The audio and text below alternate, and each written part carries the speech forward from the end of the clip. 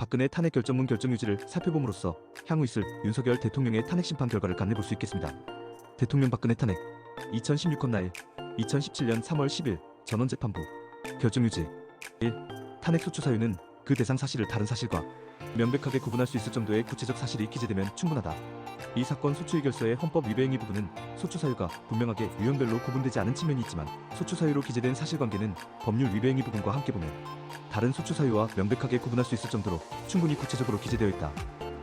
2. 가 국회의 의사 절차에 헌법이나 법률을 명백히 위반한 흠이 있는 경우가 아니면 국회 의사 절차의 자율권은 권력 분립의 원칙상 존중되어야 하고 국회법 제130조 제1항은 탄핵 소추의 발의가 있을 때 그 사유 등에 대한 조사 여부를 국회의 재량으로 규정하고 있으므로 국회가 탄핵 소추 사유에 대하여 별도의 조사를 하지 않았다거나 국정조사 결과나 특별검사의 수사 결과를 기다리지 않고 탄핵 소추안을 의결하였다고 하여 그 의결이 헌법이나 법률을 위반한 것이라고 볼 수 없다.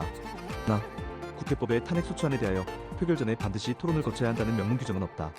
또 이 사건 소추 의결 당시 토론을 희망한 의원이 없었기 때문에 탄핵 소추안에 대한 제안 설명만 듣고 토론 없이 표결이 이루어졌을 뿐 의장이 토론을 희망하는 의원이 있었는데도 토론을 못하게 하거나 방해한 사실은 없다. 탄핵 소추안을 각 소추 사유별로 나누어 발의할 것인지 아니면 여러 소추 사유를 포함하여 하나의 안으로 발의할 것인지는 소추안을 발의하는 의원들의 자유로운 의사에 달린 것이고 표결 방법에 관한 어떠한 명문 규정도 없다. 탄핵 소추 절차는 국회와 대통령이라는 헌법기관 사이의 문제이고 국회의 탄핵 소추 의결에 따라 사인으로서 대통령 개인의 기본권이 침해되는 것이 아니다. 국가기관이 국민에 대하여 공권력을 행사할 때 준수하여야 하는 법원칙으로 형성된 적법 절차의 원칙을 국가기관에 대하여 헌법을 수호하고자 하는 탄핵 소추 절차에 직접 적용할 수 없다. 3. 헌법재판은 구인의 재판관으로 구성된 재판부에 의하여 이루어지는 것이 원칙이다. 그러나 현실적으로는 일부 재판관이 재판에 참여할 수 없는 경우가 발생할 수밖에 없다. 이에 헌법과 헌법재판소법은 재판관 중 결혼이 발생한 경우에도 헌법재판소의 헌법 수호 기능이 중단되지 않도록 7명 이상의 재판관이 출석하면 사건을 심리하고 결정할 수 있음을 분명히 하고 있다. 그렇다면 헌법재판관 1인이 결혼이 되어 8인의 재판관으로 재판부가 구성되더라도 탄핵 심판을 심리하고 결정하는데 헌법과 법률상 아무런 문제가 없다. 4. 헌법 제65조는 대통령이 그 직무집행에 있어서 헌법이나 법률을 위배한 때를 탄핵 사유로 규정하고 있다. 여기에서 직무란 법제상 소관 직무에 속하는 고유 업무와 사회통념상 이와 관련된 업무를 말하고 법령에 근거한 행위뿐만 아니라 대통령의 지위에서 국정수행과 관련하여 행하는 모든 행위를 포괄하는 개념이다. 또 헌법에는 명문의 헌법 규정뿐만 아니라 헌법재판소의 결정에 따라 형성되어 확립된 불문헌법도 포함되고 법률에는 형식적 의미의 법률과 이와 동등한 효력을 가지는 국제조약 및 일반적으로 승인된 국제법 규등이 포함된다. 헌법재판소법 제53조 제1항은 탄핵심판 청구가 이유 있는 경우 피청구인을 파면하는 결정을 선고하도록 규정하고 있다.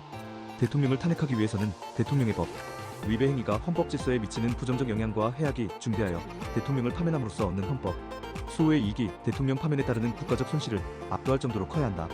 즉 탄핵 심판 청구가 이유 있는 경우란 대통령의 파면을 정당화할 수 있을 정도로 중대한 헌법이나 법률 위배가 있는 때를 말한다. 5.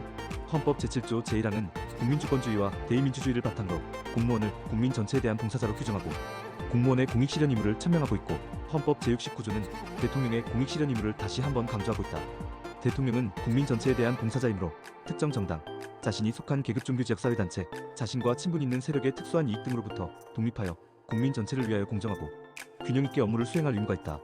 대통령의 공익실현 의무는 국가공무원법 제59조, 공직자윤리법 제2조 1, 제3항, 부패방지 및 국민권익위원회의 설치와 운영에 관한 법률 다음부터 부패방지권익위법이라 한다. 제2조 제4호, 감옥, 제7조 등 법률을 통해 구체화되고 있다. 피청구인은 최서원이 추천한 인사를 다수 공직에 임명하였고 이렇게 임명된 일부 공직자는 최서원의 이권 추구를 돕는 역할을 하였다. 피청구인은 사기업으로부터 재원을 마련하여 재단법인 미르와 재단법인 K스포츠 다음부터 미르와 K스포츠라고 한 달을 설립하도록 지시하였고 대통령의 지위와 권한을 이용하여 기업들에게 출연을 요구하였다. 이어 최서원이 추천하는 사람들을 미르와 K스포츠의 임원진이 되도록 하여 최서원이 두 재단을 실질적으로 장악할 수 있도록 해주었다.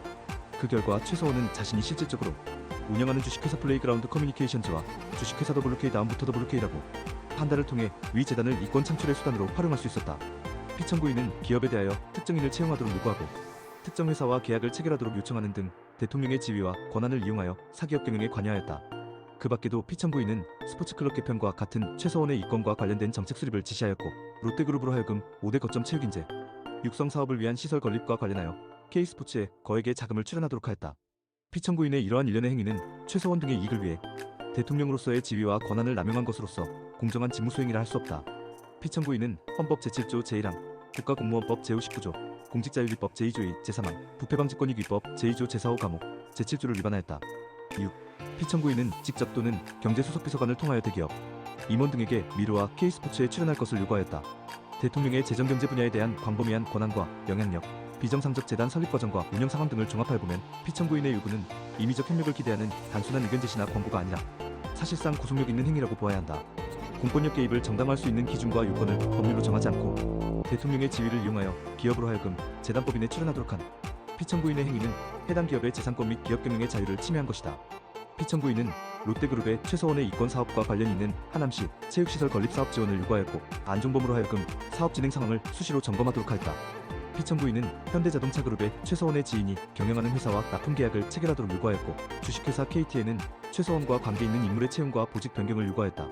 그 밖에도 피청구인은 기업의 스포츠팀 창단 및 WK와의 계약 체결을 요구하였고 그 과정에서 고위공직자인 안종범이나 김을 이용하여 영향력을 행사하였다.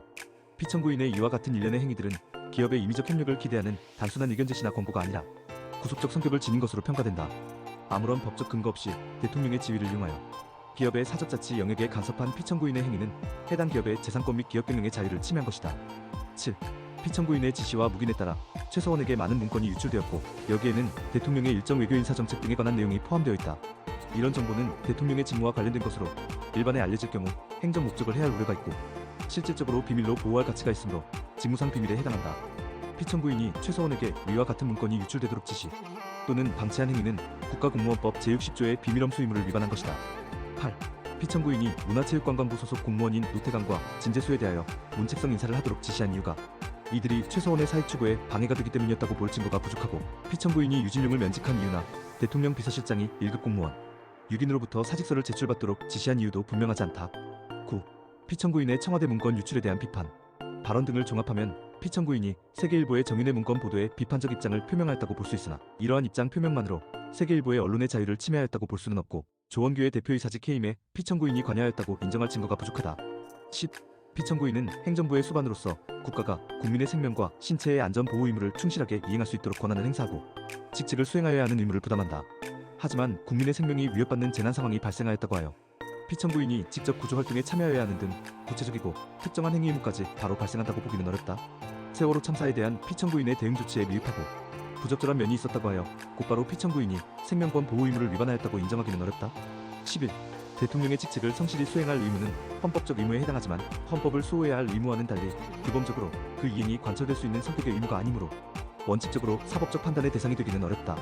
세월호 참사 당일 피청구인이 직책을 성실히 수행하였는지 여부는 그 자체로 소추 사유가 될 수 없어 탄핵 심판 절차의 판단 대상이 되지 아니한다. 12. 피청구인은 최서원에게 공무상 비밀이 포함된 국정에 관한 문건을 전달했고 공직자가 아닌 최서원의 의견을 비밀리에 국정 운영에 반영하였다. 피청구인의 이러한 위법 행위는 피청구인이 대통령으로 취임한 때부터 3년 이상 지속되었다. 피청구인은 국민으로부터 위임받은 권한을 사정 용도로 남용하여 적극적 반복적으로 최서원의 사익 추구를 도와주었고 그 과정에서 대통령의 지위를 이용하거나 국가의 기관과 조직을 동원하였다는 점에서 법 위반의 정도가 매우 중하다. 대통령은 공무 수행을 투명하게 공개하여 국민의 평가를 받아야 한다. 그런데 피청구인은 최서원의 국정 개입을 허용하면서 이 사실을 철저히 비밀에 붙였고 그에 관한 의혹이 제기될 때마다 이를 부인하며 의혹 제기 행위만을 비난하였다. 따라서 권력 분리벌리에 따른 국회 등 헌법기관에 의한 견제나 언론 등 민간에 의한 감시장치가 제대로 작동될 수 없었다. 이와 같은 피청구인의 일련의 행위는 대의민주제의 원리와 법치주의의 정신을 훼손한 것으로서 대통령으로서의 공익실현 의무를 중대하게 위반한 것이다. 결국 피청구인의 이 사건 헌법과 법률 위배 행위는 국민의 신임을 배반한 행위로서 헌법 수호의 관점에서 용납될 수 없는 중대한 법 위배 행위라고 보아야 한다. 그렇다면 피청구인의 법 위배 행위가 헌법 질서에 미치게 된 부정적 영향과 파급 효과가 중대하므로 피청구인을 파면함으로써 얻는 헌법 수호의 이익이 대통령 파면에 따르는 국가적 손실을 압도할 정도로 크다고 인정된다. 재판관 김희수, 재판관 이진성의 보충 의견. 피청구인은 생명권 보호 의무를 위반하지는 않았지만 헌법상 성실한 직책 수행 의무 및 국가공무원법상 성실 의무를 위반하였다. 다만 그러한 사실만으로는 파면 사유를 구성하기 어렵다. 재판관 안창호의 보충 의견. 이 사건 탄핵 심판은 보수와 진보라는 이념의 문제가 아니라 헌법 질서를 수호하는 문제로 정치적 패습을 청산하기 위하여 파면 결정을 할 수밖에 없다. 영상이 도움되셨다면 구독과 좋아요